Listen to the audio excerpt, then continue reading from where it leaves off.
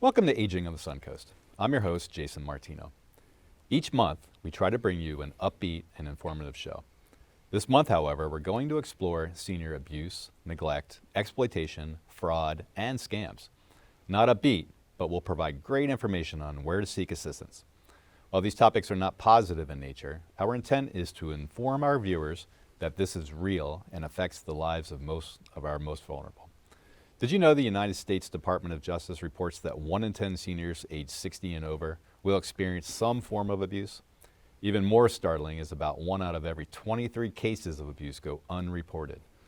Last, seniors who are victims of abuse are more likely to be institutionalized than those who have not been abused. To help us understand these issues, we've invited Mike Mahoney with the Florida Department of Children and Families and Anna Marie Fiallos with Pinellas County Consumer Protection. Together, these two subject matter experts will help shed light on some serious topics that unfortunately have a prevalence in Pinellas and Pasco counties. Mike, welcome to Aging on the Suncoast. Thank you, Jason. I appreciate you letting me be here. Yeah, and Anna Marie, long time. Welcome back to Aging on the Suncoast. Thank you. Glad you to too, be here. actually. It's been a while. Yeah, it has been a while.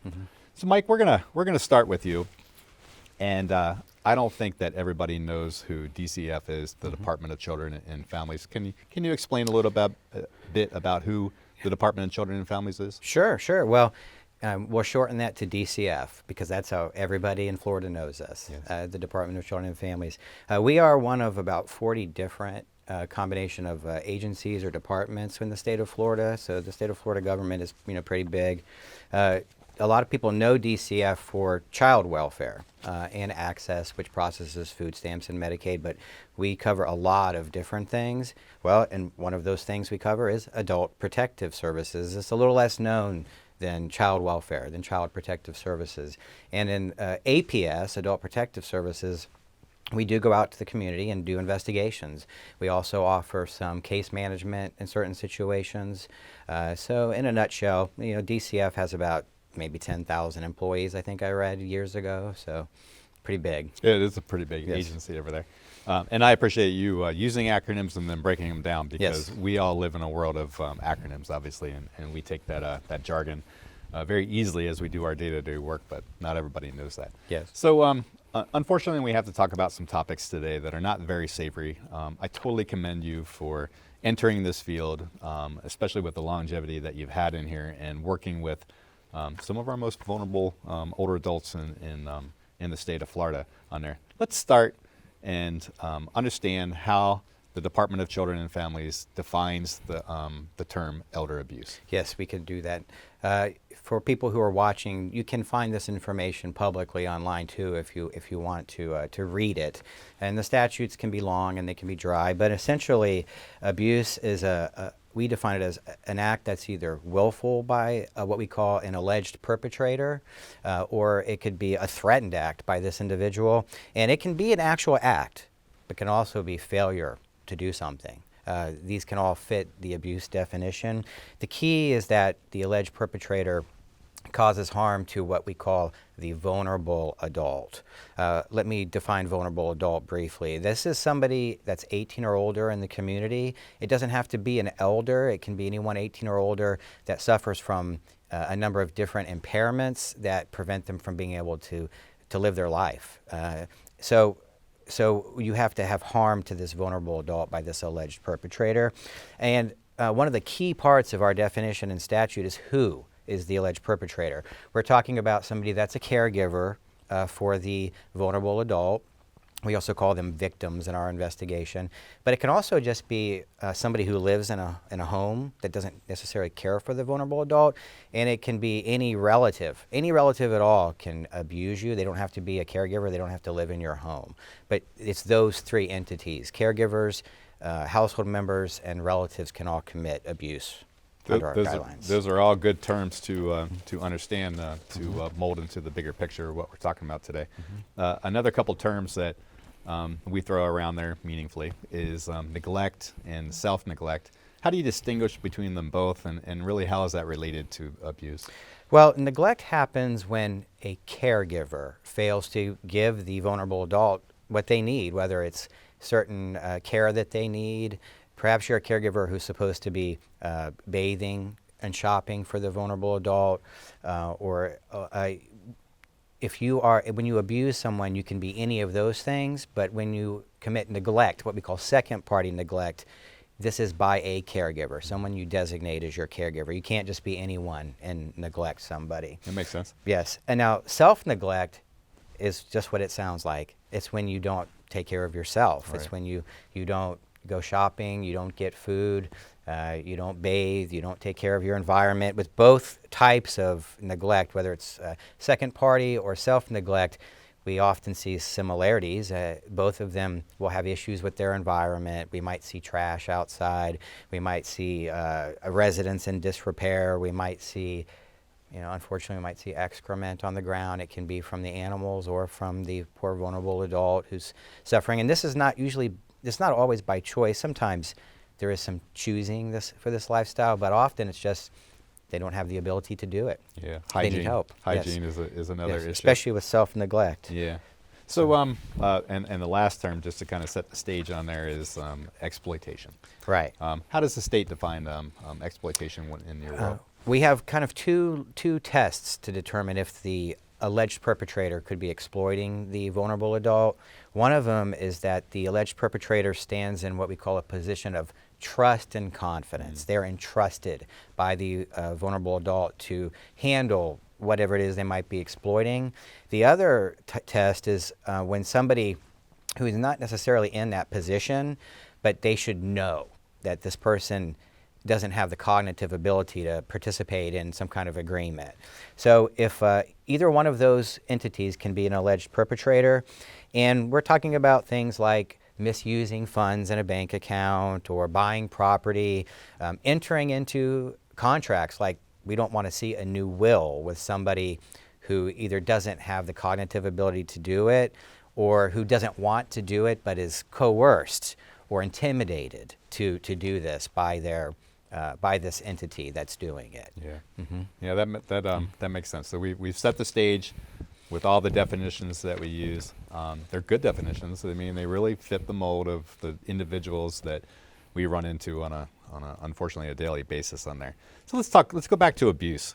What types of abuse are prevalent, and what are some of the red flags that you could shed some light on for our viewers? Well, the first thing that we tend to think of is physical abuse, and that is when we see injuries on the vulnerable adult. We might see bruises, we might see burns or cuts, and these can be anywhere on the body of the vulnerable adult.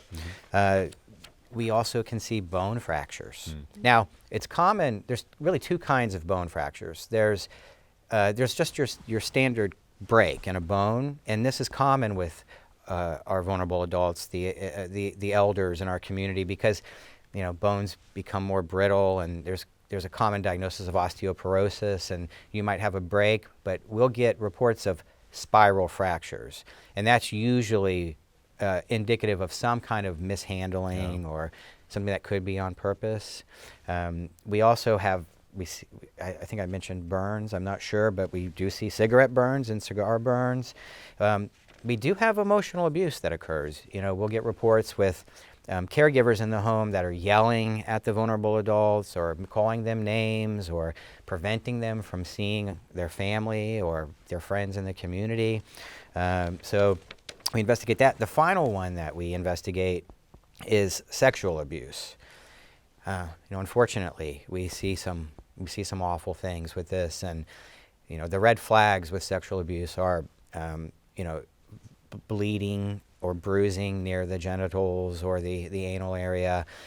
Sometimes and I think later we'll discuss maybe what cognitive impairments are like, what we look at, but how can someone with a cognitive impairment become pregnant or get an STD because they shouldn't be able to engage in sex? Yeah. But we'll get a report that that's occurred. It's uncomfortable to talk about, yes. But sexual abuse is prevalent. I spoke to this in Pasco County at an outreach event too, and there was a small gasp among the crowd that didn't even think about those types of things.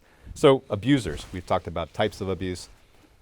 Let's talk a little bit about the characteristics of the abusers that you've had to investigate in your your tenure. Yes, and what we have to do first is make sure it's clear that we do two types of investigations in the community.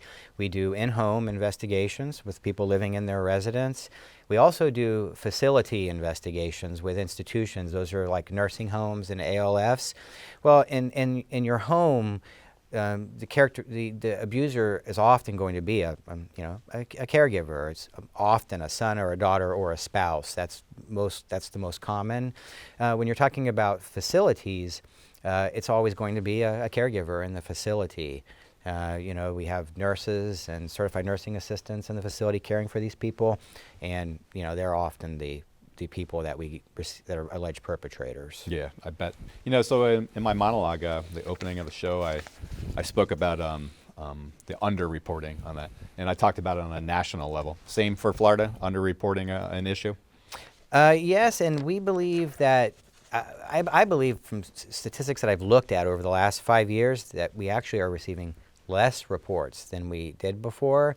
And no one's exactly sure why that is, but we do know that historically underreporting is always attributed to people not knowing that they should be making a report, and they don't know how to make a report. Yep. So. Right. And that's a good segue into this, so I'll just use myself as an example. If I suspect a family member or a friend that's a senior in the community is a victim of abuse, what do I do? Well, you can contact the Florida Abuse Hotline. The Florida Abuse Hotline is located in Tallahassee, and it never closes. It's 24 hours a day, 7 days a week, and holidays. You can call the Florida Abuse Hotline at 1-800-962-2873. You can also just remember to call 1-800-96-ABUSE for short. And we do offer ways to report by fax, and you can actually now go online and make a report. You don't even have to talk to anyone. Yeah, and I always remember it by the 9-6-ABUSE. It's the easiest way for me, kind of like our elder helpline in some senses as well.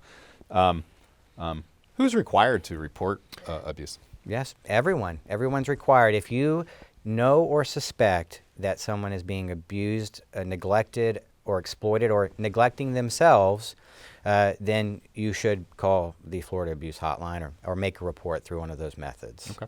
And kind of briefly, but as explanatory as you possibly can be, if I were to make a report, what are the types of things that I'm going to be requested to provide to help you with your investigation? Well, the hotline counselor is going to want to know why this individual is a vulnerable adult. We don't have authority to respond to calls unless the person you're calling about is a vulnerable adult by statute. And we need to know what exactly is happening to them. Of course, we need to know their name, address, and their phone number. It's real important that we know safety concerns. Are there weapons in the home? Are there dangerous animals in the home? Are there holes in the floor that the investigator might fall through? We need to know these things. We need to also know who might be able to give us more information about the situation. We call those collateral contacts. The reporters need to know that their information is confidential. We do not by law disclose who is the reporter. We do know, and law enforcement will know, but we won't tell anyone else. It's actually a crime if we do. And they should know that the investigator will contact them if they provide their name and phone number. Yep.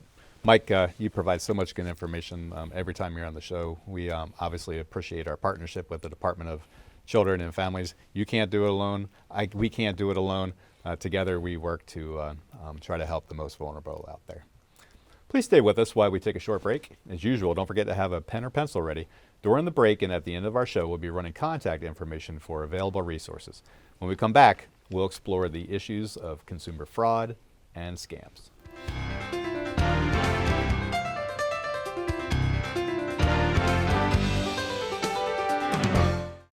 Many of us don't want to believe that elder abuse, neglect, or exploitation can happen to a family member, a friend, or even ourselves.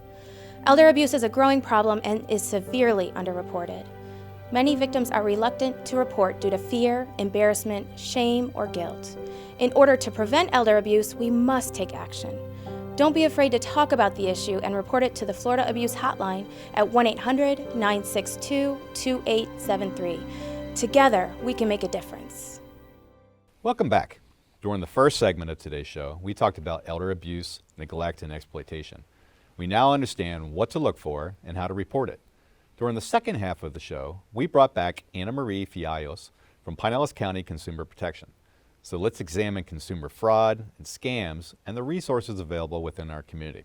Anna Marie, welcome back to Aging on the Suncoast. Thank you, Jason. Yep, Mike dominated our first show talking about the Department of Children and Family and all the wonderful things that he's doing. So I really wanted to concentrate on consumer protection because I know that you're a busy person, unfortunately, dealing with the investigations that you did. So Mike did us a service by helping us understand how the state defines exploitation. You obviously see exploitation in Pinellas County. Can you give us some examples of really what that looks like in your world? Well, primarily with Pinellas County Consumer Protection, we're going to deal with financial exploitation. And this can be targeted by different types of parties. Sometimes it's an unknown party to the victim. It could be what we call a stranger, and this may be somebody who's coming door to door to solicit through phone calls. Sometimes the victim is isolated or homebound, so they build a rapport with that stranger who now becomes a friend.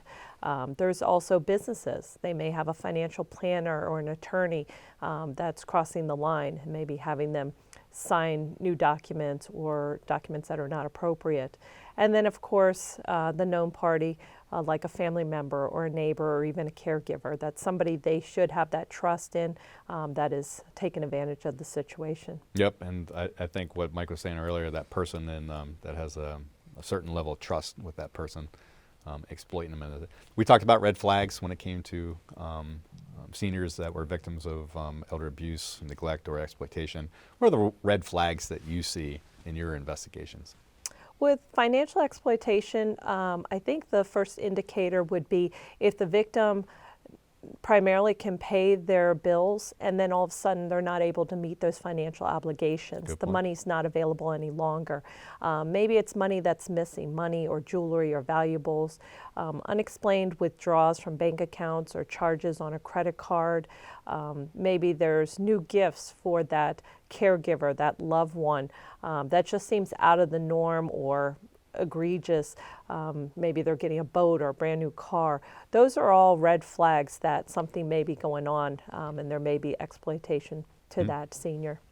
Do you use the 1-800-96-ABUSE number to report exploitation as well? We do provide that. The reason is that Pinellas County Consumer Protection, our complaints cannot be anonymous. So when filing through the Florida Abuse Line, they can remain anonymous.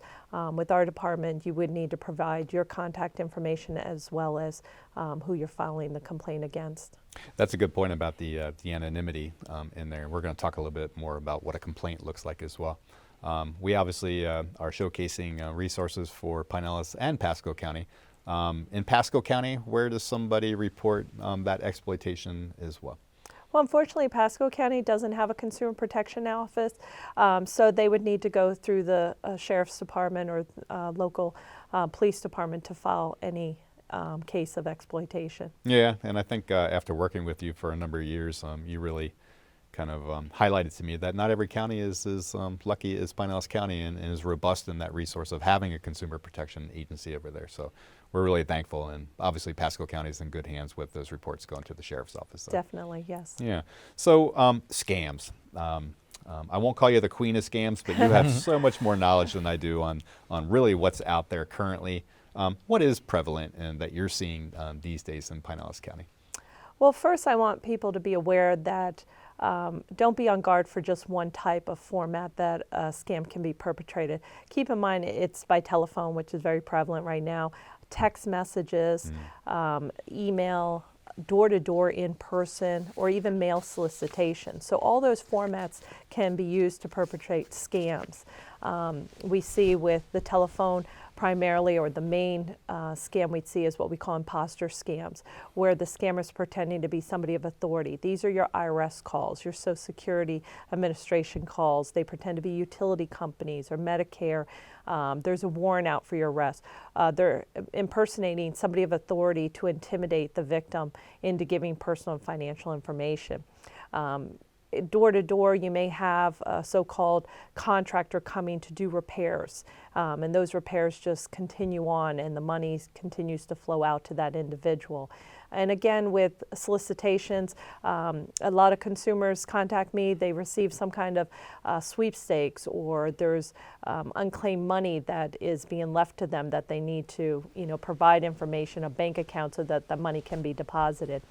So there's all different forms, and again, consumers need to be aware that if it's unsolicited, that you haven't initiated this, but yet you're being requested to give personal or financial information, to make payment, to win money, those are all red flags that it's a scam. And again, scammers are very convincing. It is their full-time job. So if you do think it's legitimate, you think it might be your bank contacting you, or you think there's a warrant out for your arrest, or whatever the situation may be, contact that agency or that company directly by contact information that you have for them. Never respond to the solicitation by clicking on a link or returning a phone call, because you'll just get further into the scam and become more vulnerable to it. I totally agree. The creativity that we've seen in scams is just through the roof. I'd also contrast that with the fact that with people like you in the field doing all the education that you do, you're really arming a lot of vulnerable people with all the knowledge that they need to know real time about what to expect and what to look for. You and I talked a little bit, I think it was last week or so, but there was another scam out there. It was called the romance scam. I didn't hear you talk about that. What's the romance scam? So the romance scam is where someone would meet somebody online, or they think it's somebody they're meeting, but again, they're impersonating somebody else. Oftentimes the scammers will steal pictures from real dating sites, and very quickly they profess their love to the victim. And shortly after, they're requesting money for a number of reasons. They have a charity, or they're starting a mission, or they're overseas, or they want to come visit. Whatever the reason is, like I said, they profess their love very quickly, they request money very quickly, and as long as you're sending money, that romance or that relationship will continue. But once you cut it off, then they quickly disappear. And it's unfortunate because, they pull at your heartstrings and then your pocketbook. And a lot of victims, fall victim to these scams. They exploit a vulnerability. You're exactly right. Exactly. So Pinellas County Consumer Protection, doing this for a long time. How are you assisting residents of Pinellas County with your knowledge? Well, as you mentioned earlier, we do promote outreach through community events, through free presentations. We want to get the information out there to make consumers aware of what's going on, what to look out for, those red flags, but also if they've fallen victim or had a situation, who to contact. I always tell consumers, I'd rather you call me than the scammer. So we provide our contact information so they have a safe avenue. Oftentimes, especially senior adults, may not be comfortable talking to their friends or family. They feel they're embarrassed, or they should have known better, or maybe the family's now going to take control of their finances, or put them in a nursing home. So I give them a safe avenue to contact to see what's going on and what resources are available. And then, of course, they can always file a complaint, and we can assist through the investigation of that complaint. Good segue. So I suspect that my neighbor, or maybe even I feel that I've been exploited, and I understand who your agency is. How do I report this to you? How do I make a complaint? Definitely. So you can go on our website and file a written complaint, or if you're not comfortable, give us a call. We'll mail you a paper form that you can fill out and send back. Again, we do need to have the contact information of the person who's filing the complaint, whether it's on behalf of somebody else or you're the actual victim, and then who you're filing the complaint against. Once we receive it, we will notify the business or company that there is a complaint, and we will work with the parties. We have two different sections that handle our complaints, so it'll either be deemed a civil complaint, and we have certified mediators that will work with the parties through mediation, or if it's deemed a criminal violation of a consumer protection law, then it'll go to our criminal section for investigation. They prepare the reports, and the assistant state attorneys, we have two assigned to our department, will work with the prosecution of those cases. Very robust. As a consumer, does it behoove me to keep all the supporting documents that may have occurred during the time of the alleged exploitation? Invoices, paperwork, contracts, agreements? Definitely. With any transaction, it's always helpful to have documentation. So the more you can provide, the better it is. So definitely keep copies of any checks. Front and back is always helpful because we can see the endorsement, invoices, contracts, any information that you have that you can provide is always helpful to have that paper trail to follow. Yep. So I've made the complaint, and obviously this is going to turn around in moments, and everything in my life's going to be free and clear, and I'm going to be a better person. We know that that's not the case because you're going to do your diligence. But as a consumer making that complaint, what can I expect? So like you said, it does take time. Unfortunately, we have to start at square one and look at all the facts and get all the information. But you will be contacted by an investigator once it's assigned to one of the sections, either the civil or the criminal. And they'll speak to you to get more information, get those documents. And once it proceeds, like I said, it may go through the mediation process, or it may go for the state attorney's office for prosecution. But we will be in touch with the parties and keep you informed along the way. And you have that investigator, that's the person assigned to your case. So you have that one contact that you can always contact directly through email or phone calls. So you have that person there to explain everything and inform you as the process goes along. Yeah, and you mentioned a little bit earlier in there that, unfortunately, that when somebody makes a complaint, it is not anonymous, which is a little different than the elder abuse side when you're making a report to the 1-800-96-ABUSE, or you're using the online information that you do it. So you really need, in order for you to conduct your investigations the best that you can possibly do, more information, the better, right? That's true. Yeah. I was trying to remember one other thing. So, Mike, I want to go back to you real quick. It's always interesting to me, and hopefully to our viewers, is to illustrate a case.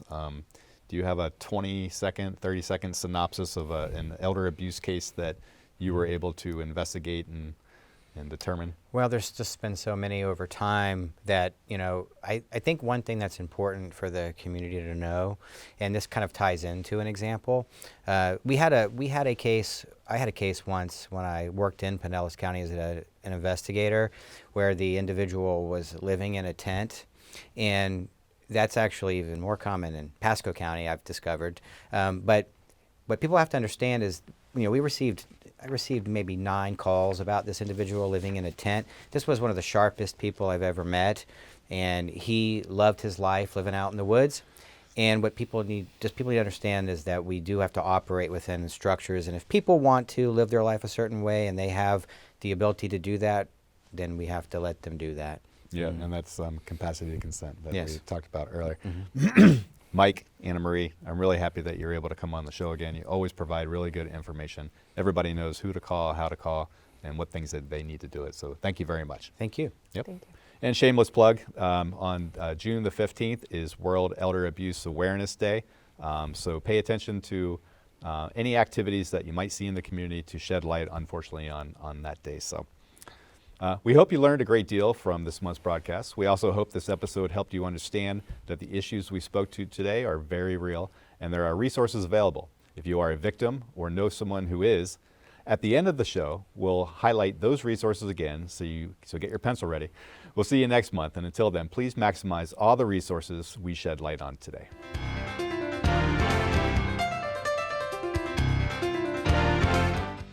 Many of us don't want to believe that elder abuse, neglect, or exploitation can happen to a family member, a friend, or even ourselves.